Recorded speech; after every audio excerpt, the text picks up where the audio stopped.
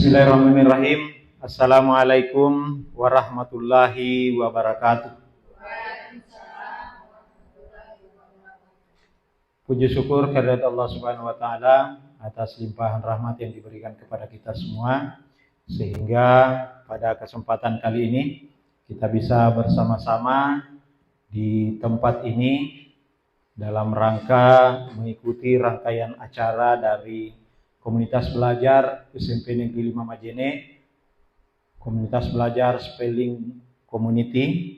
Mudah-mudahan usaha-usaha kita di dalam senantiasa mengembangkan kompetensi dan dedikasi kita di dunia pendidikan ini lewat komunitas ini bisa kita tingkatkan. Kemudian kita tentu berharap apapun yang kita laksanakan pada hari ini senantiasa mendapatkan rahmat dari Allah Subhanahu wa taala. Kemudian salam dan taslim buat junjungan kita Nabi Muhammad sallallahu alaihi wasallam yang telah membawa kita ke jalan kebenaran, jalan yang terang benderang. Bapak dan Ibu guru SMP Negeri 5 Majene yang saya hormati dan saya banggakan, pada kesempatan kali ini kita bertemu dalam rangka sosialisasi dan implementasi budaya positif. Hal ini, materi ini merupakan materi yang sangat bagus sekali untuk senantiasa memelihara dan meningkatkan kapasitas kita dalam memberikan pelajaran kepada siswa-siswa kita. Bapak Ibu, dalam hal ini saya mungkin sebagai pemateri, bukan berarti bahwa saya lebih memahami apa tentang budaya-budaya positif yang ada, namun bahwasanya pada hari ini kita akan berkolaborasi, kita akan berdiskusi banyak mengenai apa-apa yang perlu kita tingkatkan, apa itu budaya positif, dan kita akan berdiskusi juga bagaimana sekiranya budaya positif itu bisa kita terapkan di sekolah kita yang kita cintai ini. Baik Bapak Ibu sekalian, selain itu juga ini komunitas belajar kita akan selalu melaksanakan kegiatan-kegiatan seperti ini. Bukan hanya kegiatan ini, budaya positif ini, tapi ke depan akan kita kembangkan. Baik Bapak Ibu, saya akan masuk dulu mulai dari yang pertama. Oke, baik. Saya berdiri saja.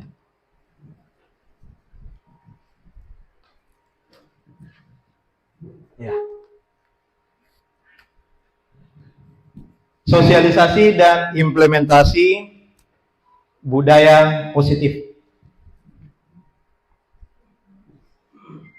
Ini adalah materi, salah satu materi yang diberikan kepada kita semua dalam rangka membudayakan yang namanya kebiasaan-kebiasaan positif di sekolah. Adapun saya selaku pembawa materi pada kesempatan kali ini, tugas saya yang lain adalah yang pertama, saya selaku fasilitator guru penggerak pada program guru penggerak angkatan 7 Kabupaten Mamasa, Provinsi Sulawesi Barat, itu pada tahun 2022, pada tahun lalu Bapak Ibu sekalian. Kemudian yang kedua, saya juga sementara menjalani atau bertugas sebagai fasilitator di angkatan 9 Kabupaten Pinrang, Provinsi Sulawesi Selatan, dan sekarang masih sementara berlangsung. Dan ini adalah bagian dari yang harus kami kerjakan selaku fasilitator dan sekaligus guru penggerak rekognisi. Sehingga ada beberapa yang ingin kami diseminasikan untuk lebih memantapkan lagi sebagai tugas untuk kami sebarluaskan kepada teman-teman guru di sekolah. Kemudian ini sekilas ya, bahwa selain ternyata ada tugas yang lain yang berkaitan dengan guru penggerak. Saya ingin menyampaikan dulu quote pada hari ini adalah belajar adalah modal besar mengajar. Bapak Ibu, bahkan secara lebih ekstrim, ada yang menyampaikan bahwa jika kita sudah tidak ingin belajar, maka berhentilah untuk mengajar. Ini adalah catatan penting buat kita sesungguhnya ketika kita sudah memahami bahwa mengajar siswa itu tidak segampang membalikkan telapak tangan kita, maka tentu kita harus mengikuti dan senantiasa meningkatkan kompetensi yang ada. Kenapa? Karena yang kita hadapi, Bapak Ibu sekalian, bukan makhluk mati, tetapi makhluk hidup yang memiliki keragaman yang sangat luar biasa. Sehingga quote ini saya masukkan sebagai awal pembuka dari kegiatan kita. Semoga proses pembelajaran ini bisa kita lakukan. Kita akan mulai dengan untuk masuk ke dalam budaya positif ini, maka semua pondasinya itu, pondasi dari segala kegiatan ini sesungguhnya adalah kita berangkatnya dari filosofi pendidikan Ki Hajar Dewantara. Kita berdasarnya di situ. Sehingga apapun kegiatannya, kurikulum yang kita jalani sekarang Bapak Ibu sekalian, sesungguhnya dasarnya ini. Kita sekarang kembali ke situ. Kalau ini kemarin mungkin sepintas, mungkin bisa kita katakan ini terlupakan, tapi ini menjadi pondasi kita untuk melakukan kegiatan-kegiatan yang lain. Apa itu? Filosofi Ki Hajar Dewantara, menurut Ki Hajar Dewantara, pendidikan itu adalah menuntun segala kodrat yang ada pada anak agar mereka dapat mencapai keselamatan dan kebahagiaan yang setinggi-tingginya, baik sebagai manusia maupun sebagai anggota masyarakat. Kita urai dulu mungkin. Pendidikan menurut Ki Hajar adalah menuntun. Menuntun. Mungkin selama ini lebih banyak orang mengartikan bahwa pendidikan itu adalah mengisi. Tapi menurut Ki Hajar itu menuntun, bukan mengisi. Saking kuatnya yang namanya pendidikan itu mengisi, sampai guru-guru kita zaman dulu punya semacam punya peribahasa. Kalau orang banyak goyang, maka kita diumpamakan seperti botol atau seperti ember. Coba, kalau misalnya kamu goyang sama dengan botol yang goyang, bisa diisi tidak? Nah, saking kuatnya anggapan bahwa kita sebenarnya pendidikan itu adalah mengisi. Tapi ternyata menurut Ki Hajar bukan mengisi, tetapi menuntun. Kalau mau diartikan yang lain, seperti apa sebenarnya menuntut? Mungkin perumpamaannya seperti ini. Manusia lahir itu tidak seperti kertas kosong. Mungkin anggapan kita juga seperti pernah juga mungkin mendengar bahwa manusia lahir itu seperti kertas putih kosong. Tidak. Kalau mau diumpamakan, kita lahir itu sudah ada tulisan-tulisannya, tapi tulisannya masih samar. Masih samar-samar. Tugas kita guru adalah menebalkan tulisan-tulisan itu agar anak-anak tidak lari dari kodratnya. Tulisan-tulisan itu sesungguhnya adalah kodrat-kodrat mereka. Jadi sebenarnya mereka sudah punya bakat. Tinggal kita tuntun. Anak-anak yang baru duduk kita mau ajar berjalan, sebenarnya mereka sudah punya potensi untuk berjalan. Kita hanya mengarahkan. Jadi sesungguhnya bukan kita yang membuat anak-anak itu mampu berjalan. Bukan. Tetapi dia sendiri yang mampu berjalan, kita hanya menuntun. Itu dia yang disebut disampaikan oleh menuntun segala kodrat. Jadi semua anak-anak sudah punya kodrat. Sehingga agar mereka dapat mencapai keselamatan dan kebahagiaan. Kalau mau dikelompokkan, keselamatan itu kaitannya dengan fisik, raga, selamat raganya, kemudian bahagia jiwanya. Kalau dua ini, selamat raganya, bahagia jiwanya, maka pendidikan itu mencapai tujuannya.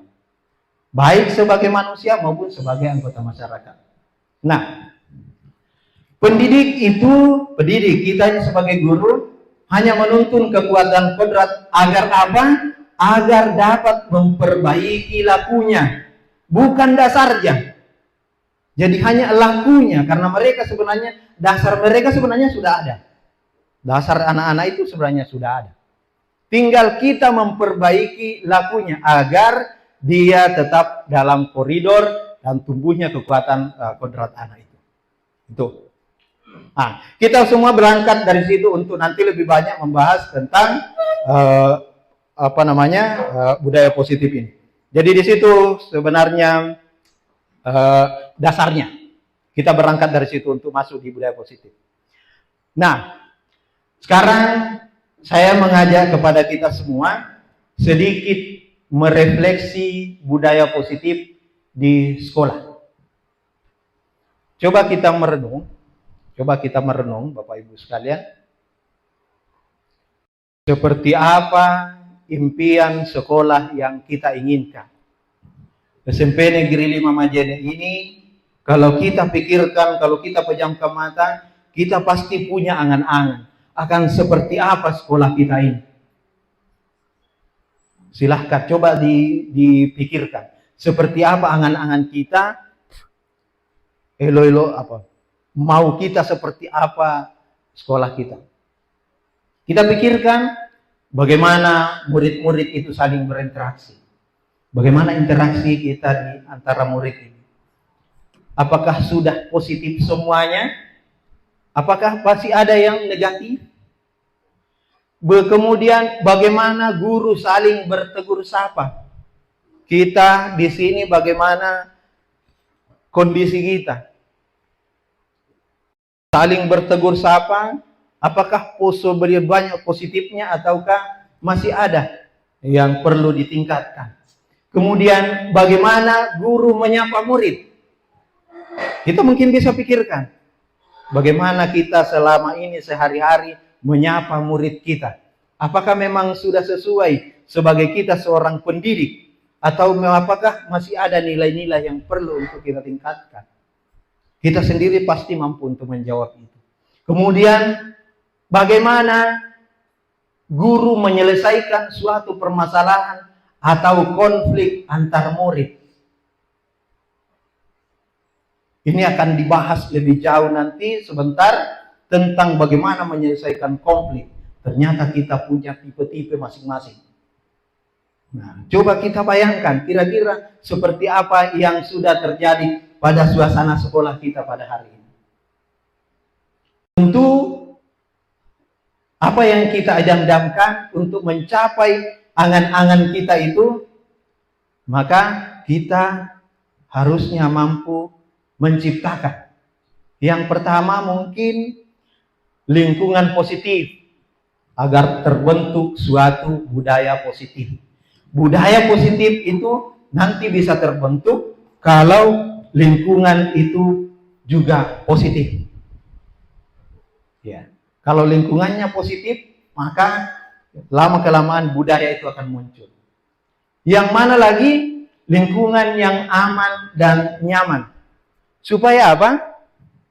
Supaya siswa bisa belajar dengan aman dan nyaman.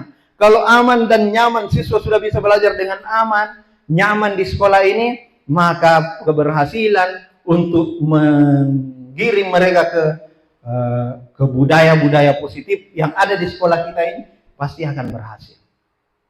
Lalu sedapat mungkin tentu kita berusaha mencabut gangguan-gangguan yang menghalangi proses pengembangan potensi murid. Gangguan-gangguan yang menghalangi proses. Ya. Tentang ketidakdisiplinan. Mungkin banyak gangguan yang sesungguhnya bisa menghalangi itu semua. Nah, Selanjutnya, dalam membahas ini, sesuai yang tadi, semua itu sungguhnya adalah awal dari apa yang nanti akan kita bahas. Konsep utama dalam budaya positif yang akan kita bahas pada hari ini, lumayan Pak, 1, 2, 3, 4, 5. 1, disiplin positif dan nilai-nilai kebajikan universal. Yang kedua, teori motivasi, hukuman dan penghargaan, serta restitusi. Lalu, kebutuhan dasar manusia, kemudian posisi kontrol, dan terakhir akan dibahas secara detail tentang restitusi dan segitiga restitusi. Ini adalah poin-poin utama dalam mempelajari budaya positif. Tentang filosofi Ki Hajar Dewantara tadi, saya sampaikan untuk mendasari ini sebenarnya. Baik, lanjut ya. Kita sekarang, saya sekarang mau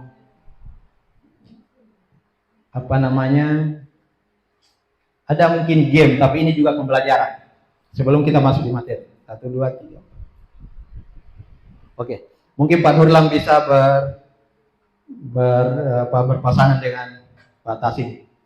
Ya, kita nanti berpasangan. Cobalah, kita akan bermain cobalah buka. Oke, kita akan berpasangan. Misalnya Ibu Lela dengan Bu Ida. Salah satunya sebagai A dan salah satunya sebagai B.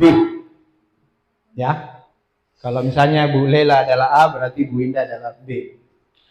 Tugas Anda, tugas A itu adalah mengepalkan salah satu tangan Anda. Coba Anda bayangkan bahwa Anda menyimpan sesuatu yang sangat berharga dalam kepalan tangan Anda. Sangat berharga. Anda perlu menjaga benda tersebut sekuat tenaga Anda, karena begitu pentingnya untuk kehidupan Anda. Tugas B, rekan yang pasangannya, adalah mencoba dengan segala cara untuk membuka kepalan tangan Anda. Teman Anda B boleh membujuk, menghardik, mengintimidasi, memarahi, menggoda, menggelitik, bahkan menawari uang agar Anda bersedia membuka kepalan tangan Anda.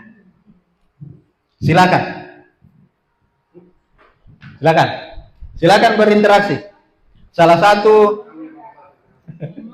ya silakan Pak, Bapak Ibu. Ya, silakan lakukan itu, dan Bapak Ibu coba lakukan nanti pertanyaan sebentar. Silakan.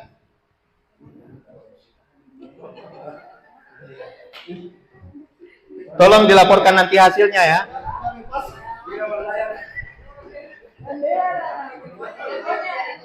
Saya kira bisa kontak fisik, tetapi itu tidak untuk di sini ya.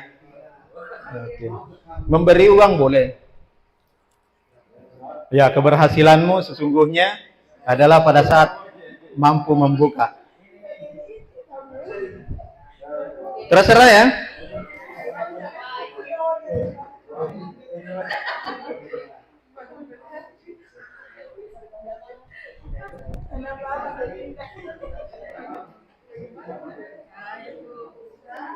Kan bisa orang buka dulu. Kenapa buka muka dia, apa isinya, apa sih?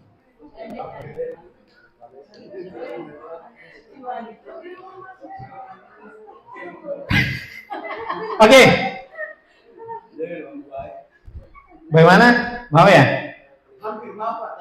Bagaimana? Tidak ada? Sekarang dibalik. Yang satunya lagi. Dibalik.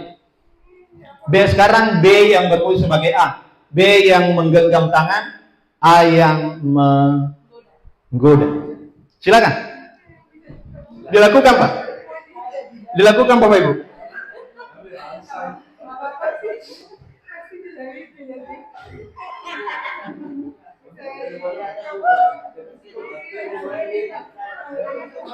Ada rahasianya. Coba. Kok tidak ada ya? Tidak ada yang berani membuka ya? Nggak ada ya? Dibuka ya? Oke. Baik. Nah, pertanyaan pertama dulu. Yang satunya. Ada tadi yang membuka? Berhasil membuka? Ada ya? Oke. Saya akan tanya dulu. Yang rata-rata tidak membuka. Kira-kira Pak Nurlam, mengapa tangan Bapak tidak buka? Saya kepalkan tadi, kemudian saya tidak buka karena tidak terlalu ingin untuk melihat, tapi hanya setengah-setengah untuk melihat. Tapi saya juga tidak langsung membukanya. Oh ya, oke. Kemudian tidak terlalu bagus caranya untuk menyelesaikan. Oke. Waalaikumsalam warahmatullahi wabarakatuh. Oke. Yang berhasil membuka tadi siapa? Oke. Silakan Pak. Apa? Ya. Ya. Terima kasih Pak. Tadi ini waktu saya pertama yang membuka, saya rayu dia, tapi rayuan saya tidak berhasil. Ternyata dia Pak, dia mengatakan sedikit saja Pak. Jadi saya akan buka tapi jangan ambil ya, sedikit saja. Itu. Ya, menarik saya kira. Menarik alasannya, baik yang membuka maupun tidak. Oke, mengapa tangan Anda dibuka? Mengapa tangan Anda? Pertanyaan ketiga. Coba perhatikan. Siapakah yang sesungguhnya memegang kontrol? Yang menutup kepalan tangan atau yang berusaha dengan segala cara untuk membuka kepalan tangan? Rekannya, siapa kira-kira Bapak? Kalau saya pribadi Pak, Yang memegang kontrol. mengepalkan tangan, saya menutup kepala. Yang mengepalkan tangan, yang memegang kontrol. Lah, kenapa tadi ada yang sampai membuka tangannya? Nah, sesungguhnya kenapa dia membuka tangannya? Karena memang dia mengikuti arahan dari yang menggodanya. Tapi sebenarnya, ia tetap yang memegang kontrol itu siapa? Mau membuka atau tidaknya siapa? Tetapi yang menggenggam. Lepas kontrol langsung membuka. Iya. Akhirnya tergoda. Kadang kita tergoda. Tetapi yang jelas intinya adalah bahwa kontrol itu ada tetap pada diri kita. Oke. Sekarang apa hubungannya sesungguhnya? Ini adalah menurut Glasser ilusi guru mengontrol murid. Pertama, ilusi guru mengontrol murid. Oh ya, ilusi guru mengontrol murid. Kita kadang berpendapat bahwa sebenarnya kita mampu untuk mengendalikan murid kita. Tapi apa yang sebenarnya terjadi? Sesungguhnya kalau kita memberikan arahan kepada murid, mau tidaknya seorang murid melakukan apa yang kita arahkan, siapa yang menentukan? Dirinya sendiri. Jadi kalau kita mengatakan bahwa saya yang membuat dia mau melakukan itu adalah salah satu dari miskonsepsi pada teori kontrol. Teori kontrol ini menurut Glasser. Jadi ini tidak benar. Kemudian yang kedua, ilusi bahwa semua penguatan positif efektif dan bermanfaat. Kadang kan kita ada anak-anak yang datang selalu tepat waktu. Kemudian kita berikan penguatan positif. Kita tidak bicara penguatan negatif ya. Kita berikan penguatan positif. Nah, mantap sekali. Kau itu sudah bagus sekali. Kau selalu datang tepat waktu. Sebelum jam 7:30 kau selalu ada di sini. Bagus ya, nak. Lanjutkan terus ya. Itu juga adalah salah satu usaha untuk mengontrol murid. Tapi ingat bahwa murid tetap punya pilihan. Suatu waktu dia tidak mungkin tidak melakukan itu. Sehingga alasan bahwa kita mampu mengontrol lewat penguatan positif itu juga adalah sebuah miskonsepsi dan tentang teori kontrol. Ketiga, ilusi bahwa kritik dan membuat orang merasa bersalah dapat menguatkan karakter. Ini dia. Membuat orang merasa bersalah sesungguhnya adalah menjerumuskan anak ke dalam identitasnya yang gagal. Membuat orang merasa bersalah. Tapi apa yang dilakukan oleh kita semua? Kadang kalau kita membujuk, apa yang kita katakan? Nah, kalau begitu terus, tidak muhimnya itu orang tuamu. Pergi kodong pagi, pulang sore. Kau terus napikirkan. Bahkan sampai anak itu menangis, apa yang kita rasakan? Apa yang kita rasakan? Pada saat kita berikan nasihat seperti itu, apa yang kita rasakan? Bangga kan? Ya, alhamdulillah. Dia sudah menyadari. Padahal sesungguhnya anak-anak itu sudah kita tempatkan pada identitas gagal. Dia akan terus memikirkan dirinya yang bersalah.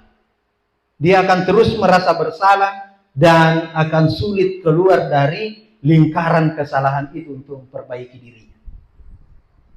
Sehingga teori kontrol ya ini juga tidak sepenuhnya demikian. Berikutnya, ilusi bahwa orang dewasa memiliki hak untuk memaksa. Kita kan orang dewasa merasa punya tanggung jawab yang luar biasa. Kita bertanggung jawab terhadap pertumbuhan anak-anak kita, siswa-siswa kita. Sehingga kita kadang ini kata-kata memaksa. Kau harus seperti ini supaya demi apa? Demi kebaikanmu nanti. Tapi sesungguhnya ternyata memaksa itu tidak efektif untuk jangka panjang. Untuk jangka pendek, oke. Untuk jangka panjang itu sangat tidak efektif. Karena dengan memaksa akan memunculkan rasa dendam yang justru itu yang akan berpengaruh lebih lama. Itu mengenai ilusi mengontrol murid. Jadi ini adalah miskonsepsi dari teori kontrol. Sekarang, bagaimana seseorang bisa berubah dari paradigma stimulus respon pada pendekatan teori kontrol? Untuk untuk kurikulum kita ini, kita banyak menggunakan teori kontrol, Bapak Ibu sekalian. Apa itu stimulus respon? Teori stimulus respon itu mengatakan bahwa seorang itu akan memberikan tanggapan terhadap rangsangan yang diterima. Jadi kalau rangsangannya itu terus-terus diberikan, maka diharapkan tanggapan yang muncul itu ada tanggapan positif. Itu yang banyak-banyak kita pakai sekarang. Teori stimulus respon. Selalu kita berikan rangsangan-rangsangan supaya keinginan kita adalah bagaimana supaya bisa melakukan hal yang sama, hal yang baik secara berulang-ulang, dan itu membentuk sebuah karakter. Ini nanti masuk. Untuk mempelajari teori kontrol, ini ada pendapat dari Stephen R. Covey. Bila kita ingin membuat kemajuan perlahan, sedikit demi sedikit, ubahlah sikap dan perilaku Anda. Namun, bila kita ingin memperbaiki cara-cara utama kita, maka kita perlu mengubah kerangka acuan kita. Yang mana itu, ubahlah bagaimana kita melihat dunia, bagaimana berpikir tentang manusia, bagaimana merubah paradigma, kemudian skema pemahaman dan penjelasan aspek tertentu tentang realitas. Ini menurut Stephen Covey. Nah, perubahan paradigma stimulus respon kepada pendekatan teori kontrol. Ini contoh-contohnya ke bawah. Teori stimulus respon bisa diperhatikan Bapak Ibu. Menurut teori ini bahwa kebutuhan kita sama. Anak-anak itu punya kebutuhan sama. Kalau teori kontrol, kebutuhan itu berbeda-beda. Setiap orang memiliki kebutuhan yang berbeda. Semua orang melihat hal yang sama. Anggapan kita seperti itu. Semua harus sama. baiknya seperti ini, dan seterusnya, tingkahnya harus seperti ini. Di dalam kelas harus tenang dan aman, dan seterusnya. Setiap orang kalau terkontrol, setiap orang memiliki gambaran berbeda. Kita mencoba mengubah agar berpandangan sama dengan kita. Ini sudah keluar dari menuntunnya Ki Hajar Dewantoro. Kemudian menurut teori kontrol, semua perilaku memiliki tujuan. Baik perilaku yang tidak disukai sekalipun. Ya. Semua perilaku memiliki tujuan. Orang lain bisa mengontrol saya. Kalau teori kontrol mengatakan hanya Anda yang bisa mengontrol diri Anda. Stimulus respon mengatakan saya bisa mengontrol orang lain. Teori kontrol mengatakan Anda tidak bisa mengontrol orang lain. Kita tidak bisa. Tadi sudah dibuktikan. Pemaksaan adalah ada pada saat bujukan gagal. Kemudian menurut teori kontrol, kolaborasi dan konsensus menciptakan pilihan-pilihan baru. Konsensus adalah kesepakatan yang kita bangun. Kemudian model stimulus respon adalah model berpikir menang kalah. Ini dia sesungguhnya kuncinya. Model berpikirnya teori kontrol adalah menang. Jadi ketika kita menyelesaikan persoalan itu dengan memberikan kemenangan kepada yang sebelumnya kalah, maka sesungguhnya kita masih di stimulus respon. Kita harusnya sudah mulai masuk di pendekatan teori kontrol. Berikutnya, disiplin. Apa sebenarnya itu disiplin? Ketika mendengar kata disiplin, apa yang tercetus dalam ingatan kita itu tertib, teratur, patuh pada aturan, juga sering dihubungkan dengan hukuman. Kalau ada yang tidak disiplin, maka konsekuensinya adalah hukuman. Diane itu mengatakan bahwa disiplin berasal dari kata Latin disiplin yang berarti belajar atau murid atau pengikut. Artinya, untuk menjadi seorang murid atau pengikut, maka seorang harus paham betul apa alasan mereka mengikuti hal tersebut atau aliran itu. Sehingga motivasi yang terbangun itu adalah motivasi internal. Disiplin yang sesungguhnya itu adalah disiplin yang dibangun dari motivasi internal. Ketika kita misalnya pergi naik motor, pakai helm. Kalau motivasi kita adalah supaya tidak ditangkap polisi, maka itu sesungguhnya bukanlah disiplin. Tapi ketika kita sudah memahami bahwa ada nilai-nilai kebajikan yang dipakai dalam aturan itu, ketika kita pakai helm, maka keselamatan itu akan bisa kita capai, maka di situ sesungguhnya self-disiplin.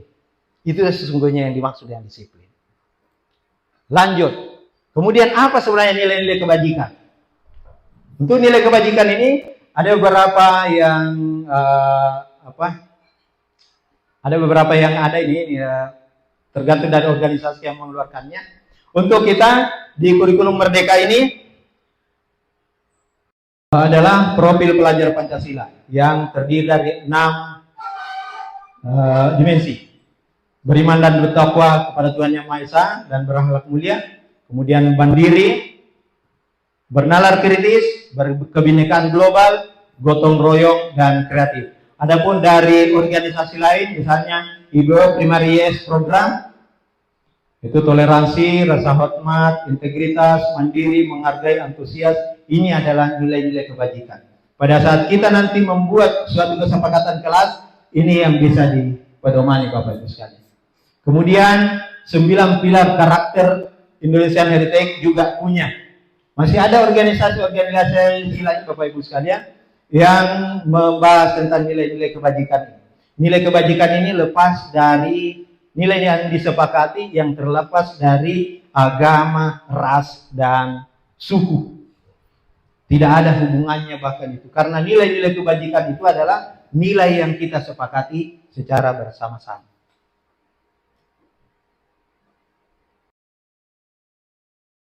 Kemudian ada 3 motivasi perilaku manusia.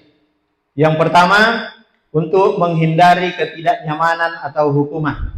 Ini motivasi Bapak Ibu, motivasi yang paling rendah. Ya.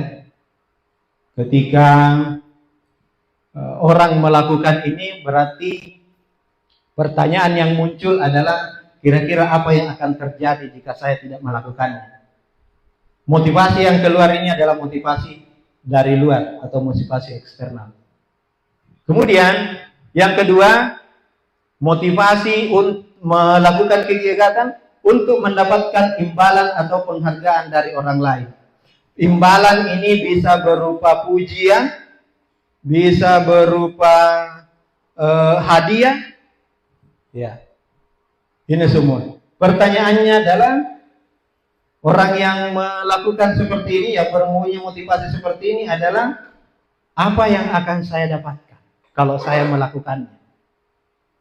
Apa yang akan saya dapatkan kalau saya melakukannya? Motivasi ini sedikit di atas daripada motivasi yang pertama. Dan yang ketiga adalah motivasi, ini nomor 2 masih motivasi eksternal, dari luar Bapak Ibu. Kemudian yang ketiga, untuk menjadi orang yang mereka inginkan dan menghargai diri sendiri dengan nilai-nilai yang dipercaya. Ini adalah motivasi internal. Ketika ini sudah ada dalam diri kita, maka siswa, bukan diri kita, misalnya diri siswa, ketika ini sudah ada dalam diri siswa, maka siswa itu pasti akan melakukan kedisiplinan itu dengan sukarela tentunya. Ya. Mereka akan datang dengan tepat waktu karena yang mereka pikirkan adalah nilai-nilai positifnya. Kalau saya datang tepat waktu, maka saya tidak akan ketinggalan pelajaran. Bukan karena kalau saya datang tepat waktu, maka saya tidak akan mendapat hukuman. Kalau saya datang tepat waktu, maka guru saya pasti akan memuji saya dan seterusnya. Kalau saya datang tepat waktu, karena itu saya ingin belajar lebih awal dan tidak mau ketinggalan pelajaran, maka sesungguhnya itu adalah motivasi yang ketiga. Yang motivasi itu munculnya dari dalam diri sendiri atau disebut motivasi internal. Itu juga sesungguhnya yang nanti berlaku pada diri kita selaku manusia. Kemudian kita masuk sekarang di hukuman dan konsekuensi. Ini yang sesungguhnya bagian yang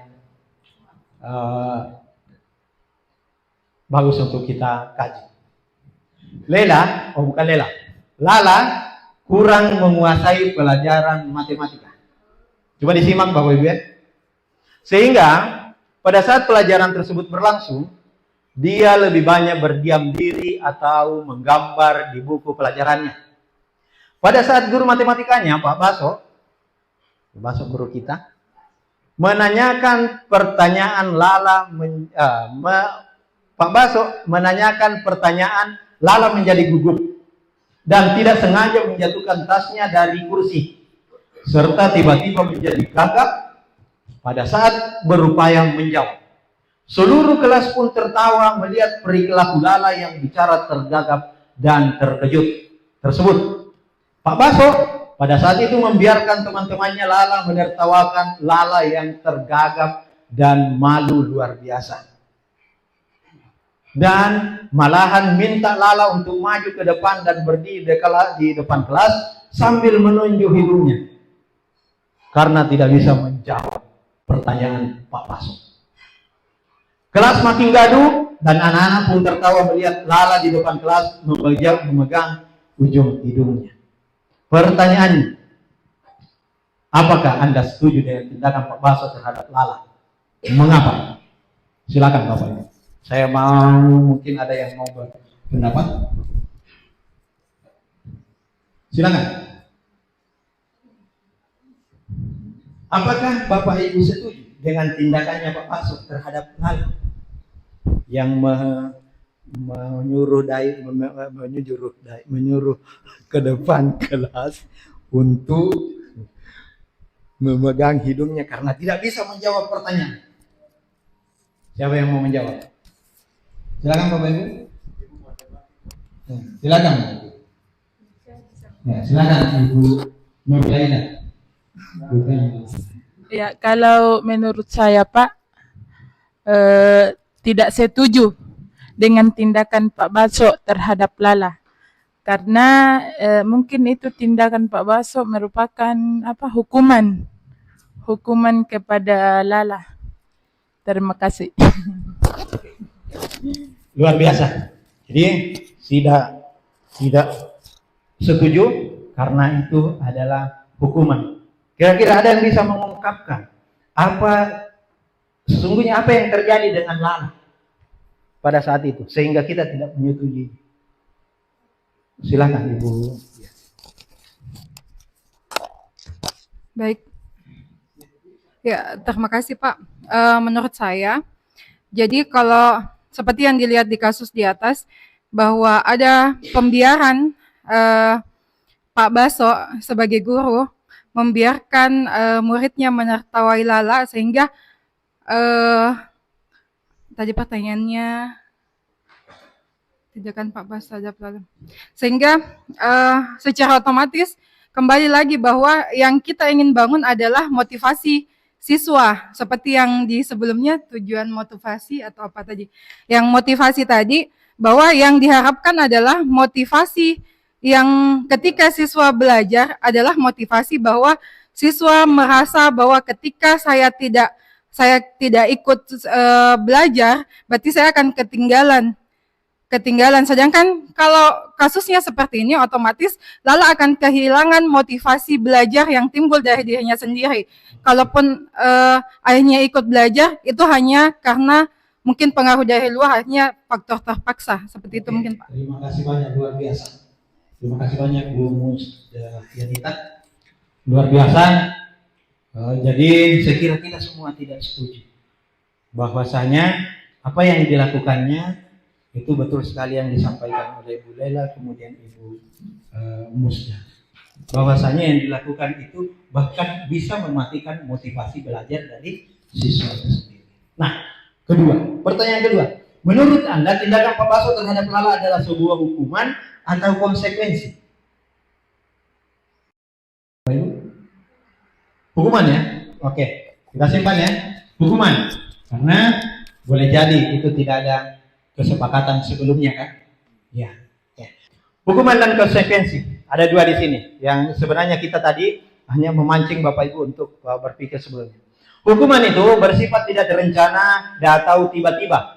Anak atau murid tidak tahu apa yang akan terjadi dan tidak dilibatkan. Jadi tidak akan tahu apa yang akan terjadi kalau dia melanggar. Apa yang akan terjadi, apa yang akan diberikan. Kemudian tidak berhubungan dengan pelanggaran. Tindakan yang diberikan tidak berhubungan dengan pelanggaran. Mungkin kalau tadi tidak bisa menjawab matematika ya, apa hubungannya kira-kira dengan memegang hidup? Tidak ada. Oke. Yang ketiga, bersifat satu arah dari pihak guru yang memberikan dan murid hanya menerima satu hukuman tanpa melalui suatu kesepakatan atau pengarahan dari pihak guru baik sebelum ataupun sesudahnya. Hukumannya itu bisa berupa fisik maupun verbal, Bapak Ibu. Jadi bukan hanya berupa fisik, tetapi juga verbal, disakiti oleh suatu perkataan atau perbuatan atau kata-kata. Sedangkan konsekuensi adalah sudah terencana atau sudah disepakati. Kadang-kadang kalau kita membuat peraturan maka itu disebut konsekuensi. Umumnya bentuk-bentuk konsekuensi dibuat pihak guru, sekolah atau melibatkan murid. Itu bedanya sebenarnya.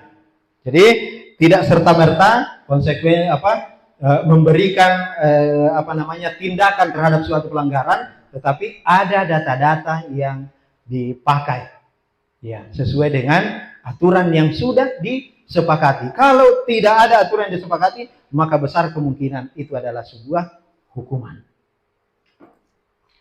Nah, sekarang kita latihan. Silakan tulis Bapak Ibu, ada 10 nomor di atas. Silakan ditulis nomor 1, apakah konsekuensi ataukah konsekuensi atau hukuman. Silakan Bapak Ibu.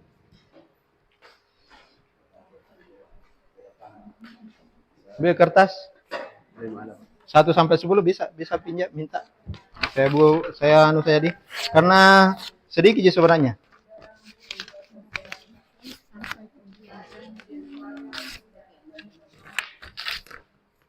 Potong ya. 1 sampai 10. Saya kasih waktu 1 menit saja Bapak Ibu. 1 menit mah. Saya bacakan ya, langsung tulis saja. Tulis. Mana? Tulis tak? Kasih. Dah. Saya baca ya langsung. 1.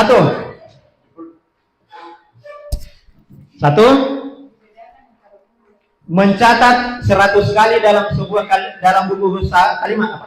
Mencatat 100 kali di dalam buku kalimat. Saya tidak akan terlambat lagi karena terlambat ke sekolah. Silakan. Disuruh mencatat 100 kali di buku kalimat. Saya tidak akan terlambat lagi karena terlambat ke sekolah. Oke. Tulis hukuman atau konsekuensi. Kedua, lari mengelilingi lapangan basket 2 kali karena terlambat hadir di sekolah. Tulis. 3. Membersihkan coretan yang dibuatnya di meja tulis. Membersihkan coretan yang dibuatnya di meja tulis. Keempat, murid diminta untuk push up 15 kali karena tidak menggunakan masker ke sekolah. Kelima, menggantikan kertas tugas teman yang telah dicoret-coret. Jadi intinya dia mencoret-coret punya temannya, kemudian dia tindakannya adalah harus menggantikan. 6. Berjemur di lapangan basket pukul 12 siang karena mengobrol dengan teman. Hukuman atau konsekuensi. 7. Murid diminta bertelanjang kaki sepanjang hari karena tidak menggunakan sepatu warna hitam sesuai peraturan sekolah. Murid diminta bertelanjang kaki sepanjang hari karena tidak menggunakan sepatu warna hitam sesuai peraturan sekolah. 8. Lari mengelilingi lapangan basket 2 kali karena terlambat 10 menit untuk pelajaran PJOK. Mudah-mudahan guru PJOK tidak salah. Lari mengelilingi lapangan basket 2 kali karena terlambat 10 menit untuk pelajaran PJOK. Nomor 9. Kehilangan 10 menit jam istirahat untuk mengerjakan tugas karena terlambat datang dan tertinggal pelajaran selama 10 menit. Saya ulangi. Kehilangan 10 menit jam istirahat untuk mengerjakan tugas karena terlambat datang dan tertinggal pelajaran selama 10 menit. Kehilangan nih. Artinya dia tidak punya jam waktu istirahat kurang lebih 10 menit karena dia terlambat datang. Oke? Akhirnya dia tidak bisa istirahat 10 menit. 10. Duduk di bangku di pinggir lapangan pada jam istirahat. Tidak diizinkan bermain oleh guru piket karena mencederai teman saat bermain di lapangan. Disuruh duduk di pinggir lapangan karena sebelumnya dia mencederai temannya. Artinya kehilangan 10 menit jam istirahat. Waktunya tidak diambil 10 menit jam istirahatnya untuk digunakan selama jam pelajaran. Karena terlambat. Oke? Tulis. 1, 2, 3. Silakan diperiksa sendiri Bapak Ibu. Ini jawabannya. Coba. Nomor 1 konsekuensi, 2 hukuman, 3 konsekuensi, 4 hukuman, 5 konsekuensi, hukuman, konsekuensi.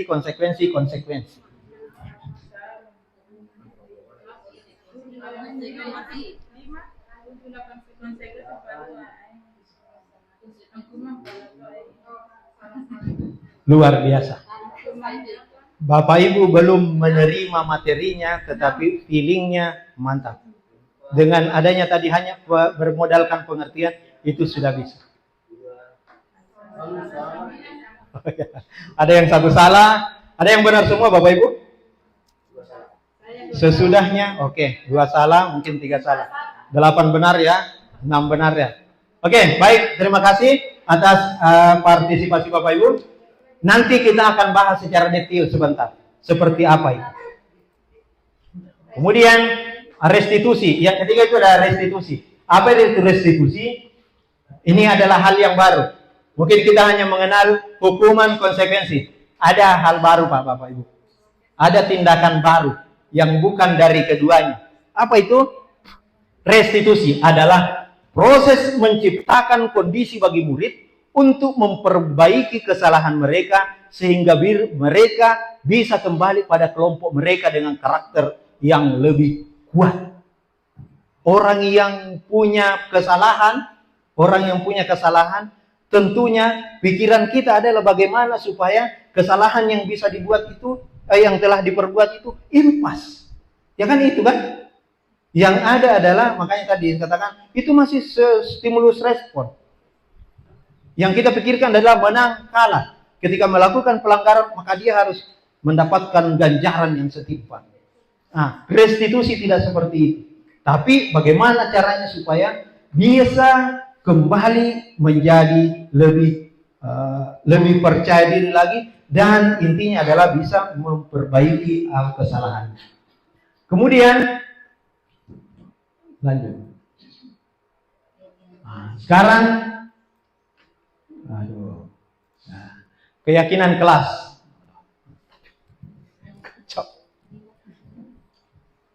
Apa itu keyakinan kelas? Yaitu nilai-nilai kebajikan universal.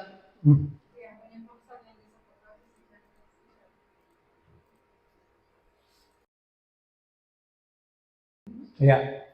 Nilai-nilai kebijakan universal yang disepakati secara tersirat dan tersurat lepas dari latar belakang suku, negara, bahasa maupun agama.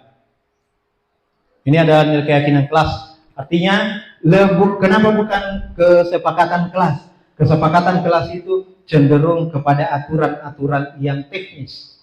Kalau keyakinan kelas adalah kita mau menciptakan bahwa siswa itu melakukan suatu hal karena kepercayaannya pada nilai-nilai yang diyakininya. Jadi nanti keyakinan kelas yang kita pasang di dalam kelas-kelas kita nanti, Bu, bukan lagi lihat sampah ambil, tidak mengganggu teman, bukan lagi itu, tapi hanya nilai-nilainya yang kita sampaikan, saling menghormati. Maka di dalamnya saling menghormati itu ada kegiatan-kegiatan yang lebih spesifik. Itu dia. Kemudian begini pembentukan keyakinan kelas.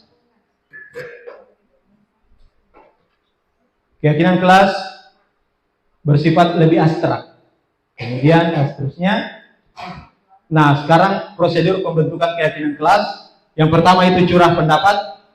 Kemudian kedua, mencatat semua masukan para murid. Jadi curah pendapatnya ada, saya videokan kemarin, cuma saya tidak bisa sampai tampilkan. Saya sudah lakukan itu, mencoba sesuai dengan prosedur ini ya. Kemudian menyusun keyakinan kelas sesuai prosedur, lalu mengganti kalimat dalam bentuk negatif menjadi positif. Ingat, keyakinan kelas wajib dalam bentuk kalimat positif, bukan dalam bentuk dilarang, bukan itu, tetapi hanya dalam bentuk nilai-nilai yang bersifat positif. Kalimat negatif, jangan berlari di depan koridor, menemukan nilai kebajikan, ini kalimat negatifnya ya. Kemudian ditinjau ulang, lalu kemudian dipersilakan meninjau ulang seluruh warga kelas, kita libatkan siswa, dan terakhir itu di tempat dilekatkan di dinding kelas masing-masing Bapak Ibu. Ini contoh-contohnya keyakinan kelas ini. Kemudian kebutuhan dasar manusia ini sangat penting juga. Ada beberapa kebutuhan dasar manusia Bapak Ibu. Ini yang mendasari tingkah laku kegiatan yang dilakukan oleh seseorang, bukan hanya siswa tetapi kita juga. Satu, survival, bertahan hidup. Kasih sayang dan cinta kasih. Penguasaan, kebebasan, dan kesenangan. Inilah 5 kebutuhan kita. Kita lihat satu-satu dulu. Bertahan hidup atau survival adalah kebutuhan yang bersifat fisiologis. Kalau fisiologisnya itu bertahan hidup, misalnya kesehatan, rumah, makanan. Yang bersifat biologis misalnya proses reproduksi. Ya, itu juga ternyata adalah kebutuhan bertahan hidup itu, melanggengkan keturunan. Kemudian komponen psikologisnya adalah misalnya perasaan yang aman, gitu ya. Untuk psikologis dari bertahan hidup. Makanya kalau orang melihat sesuatu yang kurang aman, maka dia cenderung menghindarinya. Kasih sayang dan cinta kasih termasuk ini termasuk semua kebutuhan psikologis Bapak Ibu. Kemudian penguasaan, lalu kemudian kebebasan. Kebutuhan untuk bebas adalah kebutuhan akan kemandirian. Lalu kesenangan. Kalau anak-anak kemarin banyak yang lari bolos sekolah untuk menonton layangan, maka sesungguhnya dia sedang berusaha untuk memenuhi kebutuhan dasar hidupnya, yaitu kesenangannya. Kalau Bapak Ibu melihat anak-anak ada yang suka mengganggu, iseng mengganggu temannya, maka perlu dipahami itu kemungkinan dia berusaha memenuhi kebutuhan kesenangannya. Kalau ada yang mau mengganggu temannya, berkelahi apa semua, boleh jadi dia sedang berusaha memenuhi kebutuhan kekuasaannya. Karena mungkin kebutuhan itu tidak didapatkan di rumahnya. Ini yang paling menarik juga. Posisi kontrol. 1, penghukum. 2, pembuat merasa bersalah. 3, teman. 4, pemantau. Yang paling di tengah itu posisi manajer. Kita lihat satu-satu Bapak Ibu. Penghukum. Seorang penghukum bisa menggunakan hukuman fisik maupun verbal. Orang yang menjalankan posisi penghukum senantiasa mengatakan bahwa sekolah memerlukan sistem atau alat yang lebih dapat menekan murid lebih dalam lagi. Guru-guru yang mendapatkan posisi berkata, patuhi aturan saya atau awas. Ya tidak dipegawai. Kamu selalu saja salah. Selalu, pasti selalu terakhir selesai. Mengapa ini? Guru seperti ini senantiasa percaya hanya ada satu cara agar pembelajaran bisa berhasil. Yaitu caranya siapa? Caranya siapa? Caranya dia. Apa hasilnya? Bayangkan Bapak Ibu, kemungkinan murid marah dan mendendam atau bersifat agresif. Lanjut. Kita akan lihat nanti sebentar. Pembuat merasa bersalah, ini yang sedikit tadi saya singgung. Biasanya guru akan bersuara lebih lembut. Agak lembut ini, tidak menghardik, tidak keras. Menggunakan keheningan yang membuat orang lain merasa tidak nyaman. Ya, lembut tapi tidak nyaman. Bersalah atau rendah diri, kata-kata lembut seperti, ibu sangat kecewa sekali dengan berapa kali Bapak harus beritahu kamu nih. Gitu. Bagaimana coba kalau orang tua kamu tahu kamu begini? Ini semua tekanan agar mulai bersalah. 2 ini adalah tingkatan paling rendah dalam menangani. Yang ketiga, posisi teman. Guru pada posisi ini tidak akan menyakiti murid. Gitu. Namun akan tetap berupaya mengontrol murid melalui persuasi. Posisi teman pada guru bisa negatif ataupun positif. Dia selalu berkata, ayo bantulah demi Bapak ya. Ayo ingat tidak bantuan Bapak selama ini? Kamu ingat gak apa yang saya sudah bantukan kamu selama ini? Nah, kan gitu. Ya sudah, kali ini tidak apa-apa. Nanti ibu bantu bereskan. Namanya teman. Apa hasilnya? Murid akan merasa senang dan akrab dengan guru. 1. Ini adalah posisi identitas. Kita sudah mencapai identitas sukses, bukan identitas gagal. Setidaknya itu. Tapi sisi negatifnya adalah murid itu akan menjadi tergantung kepada sang guru. Boleh jadi dia melanggar terhadap, kalau misalnya Pak A yang masuk, dia melanggar. Tapi kalau Ibu A yang masuk, yang dia memposisikan diri sebagai teman, itu baru dia tidak melanggar. Artinya tidak ada konsistensi dalam berperilaku.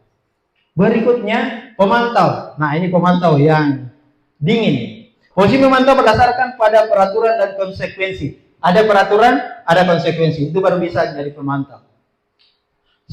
Seorang pemantau, pertanyaannya itu adalah, peraturannya apa? Apa yang telah kamu lakukan? Sanksi atau konsekuensinya apa? Kan siswa sudah tahu. Kau terlambat. Terlambat ya? Jam berapa masuk? Jam 7.30. Jam berapa sekarang? Jam 7.50. Terlambat berapa menit? 20 menit. Sesuai aturan? Apa konsekuensinya? Saya harus ini Pak. Ayo. Oke, silakan. Ada. Jadi datar saja, itu pemantau. Kemudian manajer, persilakan murid bertanggung, ini manajer yang paling. Kita semua dari posisi, kita pasti pernah merasakan yang namanya menjadi posisi penghukum, pembuat merasa bersalah, tetapi lambat kelamaan ini adalah tujuan kita Bapak Ibu sekalian. Ini adalah tujuan kita adalah menjadi seorang manajer. Manajer mempersilakan murid mempertanggungjawabkan perilakunya. Khusus yang dapat menjadikan murid seorang manajer bagi dirinya. Apa yang kita yakini? Selalu menanyakan apa yang kita yakini. Makanya keyakinan kelas itu penting. Lalu, apakah kamu meyakini? Jika kamu meyakini, apakah bersedia memperbaikinya? Ditanya lagi seperti itu. Dan seterusnya, apa rencanamu untuk memperbaikinya? Baik, Bapak Ibu, ini contoh percakapannya.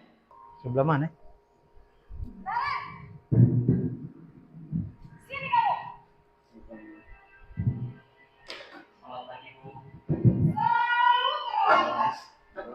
Kamu deh, pasti terlambat.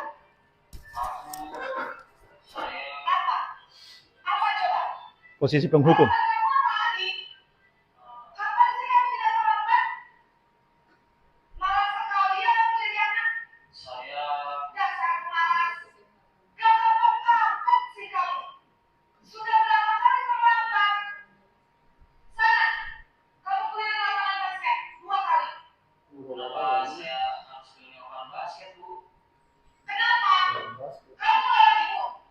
Berani-beraninya jawab. Sudah terlambat, masih berani jawab pula. Sekarang, keliling lapangan basket 5 kali sekalian. Biar kapok. Cepat. Pergi sana ke lapangan basket. Oke, hasilnya adalah bahwa Naren akan merasa kecewa, dendam, dan marah. Merasa mungkin tidak sesuai dengan perbuatannya. Berikutnya, posisi pembuat merasa bersalah.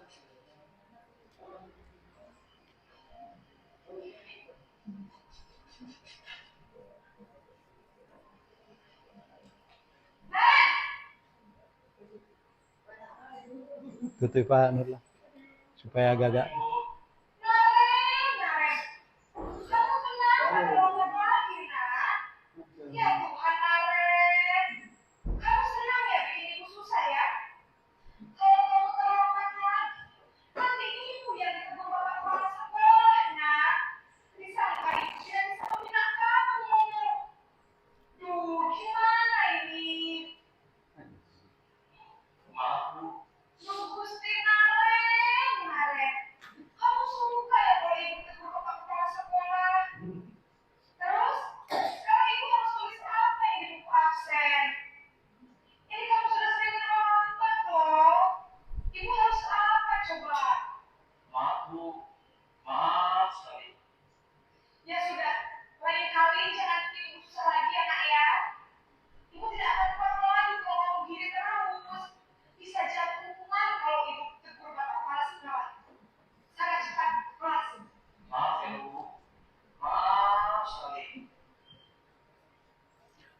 Posisi ini membuat orang siswa merasa bersalah. Sangat merasa bersalah, sehingga beberapa teori mengatakan bahwa ini justru lebih berbahaya daripada menjadi penghukum. Kenapa? Kalau penghukum boleh jadi dia kemudian meluapkan kemarahannya dengan cara yang mungkin tidak biasa, kempes motor dan lain seterusnya. Tapi kalau membuat merasa bersalah, itu tidak akan bisa diluapkan dalam bentuk yang lain. Hanya bisa menyesali bahwa dia memang orang yang bersalah. Berikutnya, posisi yang ketiga adalah teman. Posisi teman.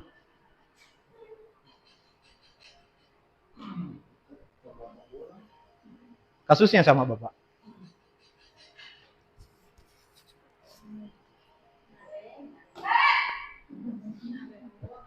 Naren lagi. Wah, sudah jam berapa ini nak? Terlambat lagi ya sayang. Iya Bu, habis Ibu ibu saya lupa membangunkan saya, Bu. Kamu malah menyalahkan ibu kamu. Kamu bukannya anak yang larinya paling kencang. Kok terlambat sih? Iya, Bu. Saya memang terlambat bangun tadi. Jadi, biarpun saya lari kencang, tetap gak kekejar, Bu. Ya sudah sana. Nanti lain kali larinya lebih kencang lagi ya. Biar gak terlambat lagi. Bikin seneng ibu. Demi ibu. Bisa kan? Bisa lah, Bu. Ya sudah sana masuk kelas. Ibu beresin urusan absen kamu. Kamu ini ada saja.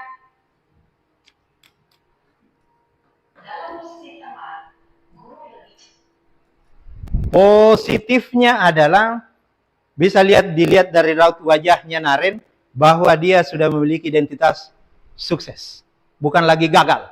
Negatifnya adalah itu yang saya sampaikan tadi, bahwasanya boleh jadi ketika ibu guru ini yang didapatinya pada saat melanggar, dia mungkin akan senang, tetapi dengan guru lain boleh jadi akan berbeda. Berikutnya, pemantau.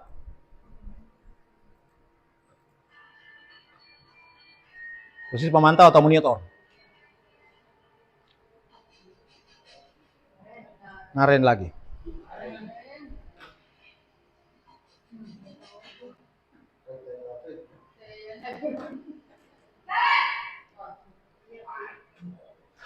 Aduh. Naren, apa peraturan sekolah kita tentang jam berapa kita harus masuk sekolah? Kita harus di sekolah yang 7, Bu. Iya betul. Sekarang sudah jam 20. Naren sudah tahu konsekuensinya jika terlambat hadir. Ini menanyakan konsekuensi. Saya harus tinggal kelas pas jam istirahat selama 20 menit. Iya benar, konsekuensinya demikian.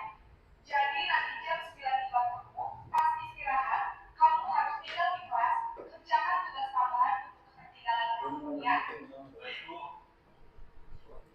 Tidak ada marah-marah, tapi dia pemantau itu berbasis data. Datanya apa? Datanya adalah peraturan kelas dan konsekuensinya. Sehingga ini akan memberikan dampak identitas sukses pada anak. Tetapi ada yang lebih bagus lagi. Ya orang itu adalah posisi manajer Bapak Ibu ya. Posisi manajer.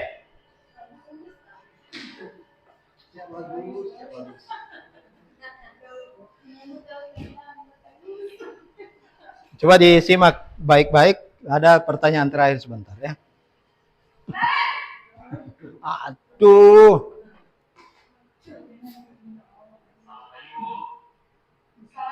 Coba.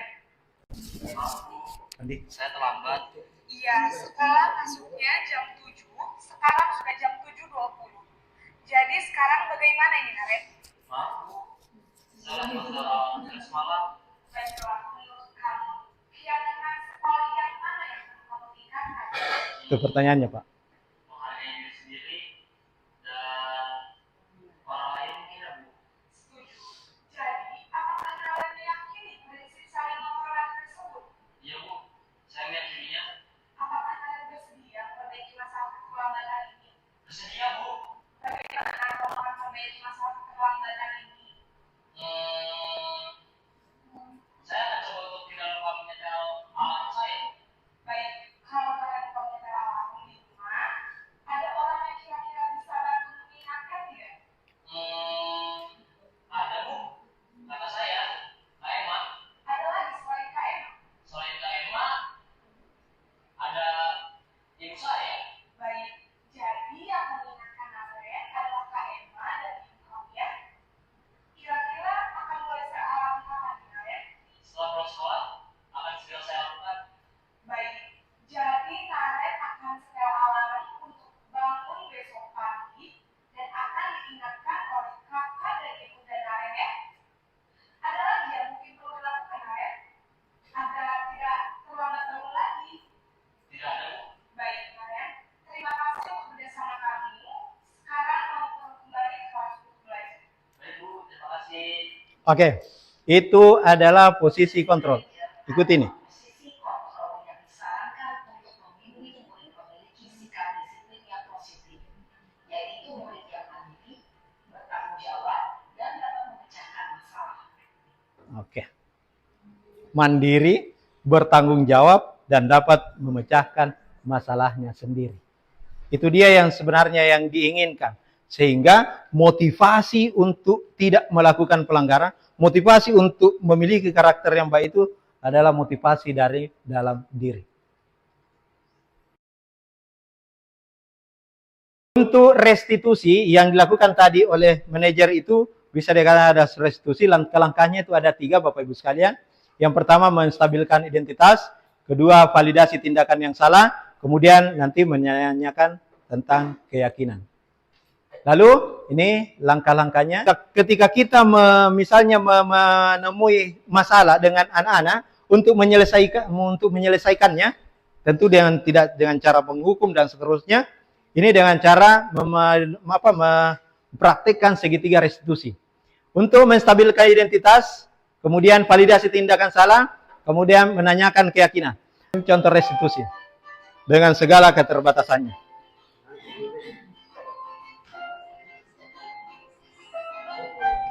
Ada 3 langkah restitusi. Ini adalah contohnya, penerapannya.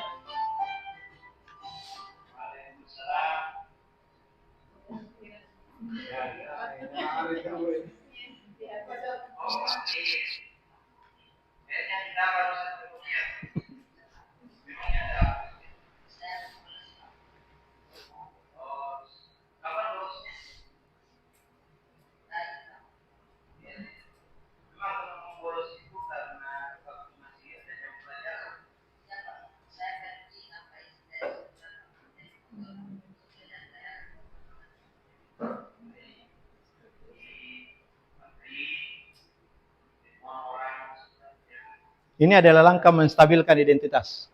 Memahami bahwa semua orang pernah melakukan kesalahan.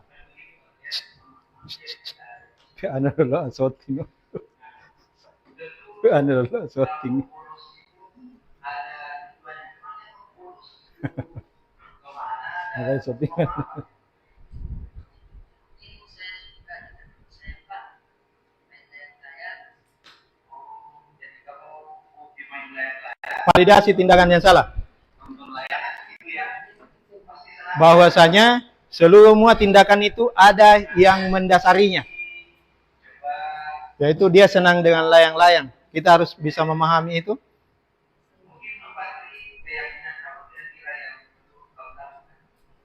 Ini menanyakan keyakinan.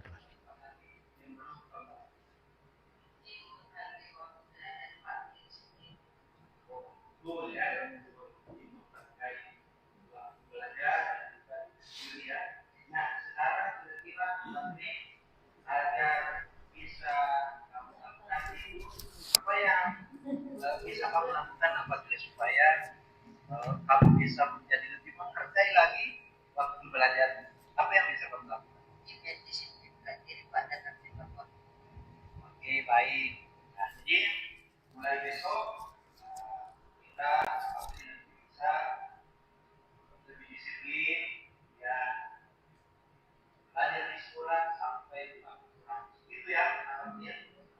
Oke, baik.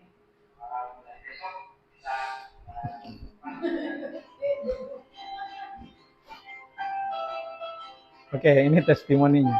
Nanti Bapak Ibu nanti akan membuat seperti itu. Assalamualaikum warahmatullahi wabarakatuh. Alhamdulillah pada hari ini saya sangat senang sekali karena kenapa? Walaupun saya melanggar peraturan sekolah, saya tidak dimarahi oleh bapak guru saya dan malah diberi nasihat oleh bapak guru yaitu mendisiplinkan waktu, tidak bolos pada waktu pelajaran. Itu saja, terima kasih. Oke.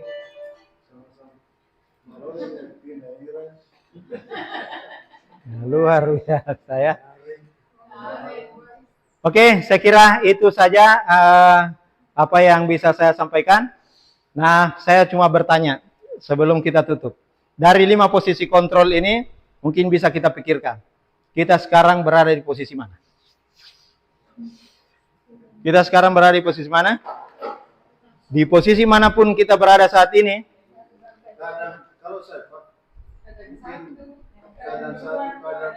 Betul. Betul sekali. Kita memang tidak konsisten dalam satu posisi. Kadang kita ke satu, kadang kita di dua, kadang juga kita di seposisi sebagai teman, kadang juga kita posisi sebagai sebagai pemantau. Nah, sekarang mungkin kita seharusnya nanti mulai dari saat ini kita perlahan-lahan akan merangkak berusaha meninggalkan minimal yang dua ini, Bapak Ibu sekalian. Penghukum dan pembuat merasa bersalah. Karena keduanya ini memberikan identitas kepada siswa dengan identitas yang gagal. Yang ketiga yang di depan itu semuanya sudah memberikan identitas sukses, tapi tujuan kita di akhirnya adalah posisi sebagai manajer. Karena kita sesungguhnya adalah pemimpin-pemimpin pembelajaran di dalam kelas kita masing-masing. Sekian pemaparan dari saya, Bapak Ibu sekalian. Terima kasih atas perhatiannya. Mohon maaf atas segala kekurangan dan saya akhiri. Assalamualaikum warahmatullahi wabarakatuh.